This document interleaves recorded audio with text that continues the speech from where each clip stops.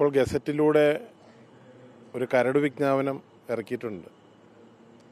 അത് പിൻവലിക്കണമെന്നതാണ് CPIയുടെ നിലപാട്. കാരണം ആ ആക്ട് ഭേദഗതി ചെയ്യുന്നതിലൂടെ കൃഷിക്കാരെയും അതുപോലെ തന്നെ ജനങ്ങളെയും വനം വകുപ്പ് ഉദ്യോഗസ്ഥന്മാർക്ക് പല കാരണങ്ങൾ കൊണ്ട് പീഡിപ്പിക്കുവാനും ഉപദ്രവിക്കുവാനും കഴിയുന്ന തരത്തിലാണ് ഗസറ്റിലൂടെ വന്നിട്ടുള്ള കരട് വിജ്ഞാപനത്തിലൂടെ മനസ്സിലാവുന്നത്. ഒന്ന്, നമ്മുടെ പോലെയുള്ള ഒരു ജില്ലയിൽ ഇപ്പോൾ തന്നെ വനം വകുപ്പുമായി ബന്ധപ്പെട്ട് കൃഷിക്കാർ വലിയ പ്രയാസങ്ങളാണ് നേരിട്ടുകൊണ്ടിരിക്കുന്നത്. ഒരുപറ്റം വനം വകുപ്പ് ഉദ്യോഗസ്ഥന്മാർ കൃഷിക്കാർക്കെതിരായിട്ടുള്ള നിലപാട് സ്വീകരിക്കുന്നുണ്ട്.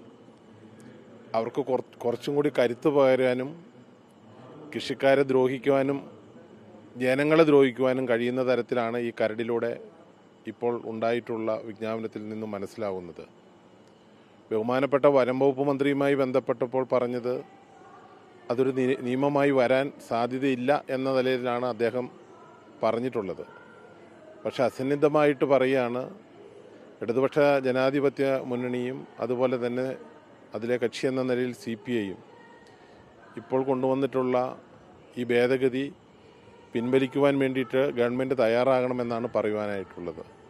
ഇതിൽ നിന്നൊരു കാര്യം മനസ്സിലാക്കേണ്ടത്, പോലീസ് ചെയ്യേണ്ട ചില ജോലികൾ അല്ലെങ്കിൽ അവർ ചെയ്തുകൊണ്ടിരിക്കുന്ന ചില നിയമ നടപടികൾ അത് വനം വകുപ്പ് ഉദ്യോഗസ്ഥന്മാർക്ക് ചെയ്യാൻ കഴിയുന്ന തരത്തിലാണ് കാര്യങ്ങൾ നീങ്ങിക്കൊണ്ടിരിക്കുന്നത്. ഒരാളുടെ പേരിൽ, സംശയത്തിൻ്റെ പേരിൽ അവരുടെ വീട് പരിശോധിക്കാൻ, അവരുടെ വാഹനം പരിശോധിക്കാൻ, അവരെ കസ്റ്റഡിയിലെടുക്കാൻ, അവരെ തടങ്കലിൽ വയ്ക്കാൻ ബീറ്റ് ഫോറസ്റ്റ് ഉദ്യോഗസ്ഥന്മാരെ പോലെയുള്ള ആളുകൾക്ക് അവകാശം കൊടുത്താൽ സ്വാഭാവികമായും നമ്മുടെ ഈ ജില്ലയിൽ ഇപ്പം മനുഷ്യർക്ക് പുറത്തിറങ്ങി നടക്കാൻ പറ്റാത്ത അവസ്ഥയിലേക്ക് കാര്യങ്ങൾ പോകും. വനാതിർത്തിയിൽ താമസിക്കുന്നതായ കൃഷിക്കാരെ സംബന്ധിച്ച് വലിയ ആശങ്കയാണ് ഉണ്ടായിട്ടുള്ളത്. പൊതുവേ വനം വകുപ്പിലെ ചില ഉദ്യോഗസ്ഥന്മാരുടെ നിലപാടുകൾ കൃഷിക്കാർക്ക് മാത്രമല്ല ജനങ്ങൾക്കും ചില പ്രയാസങ്ങൾ ഉണ്ടാക്കിയിട്ടുണ്ട്.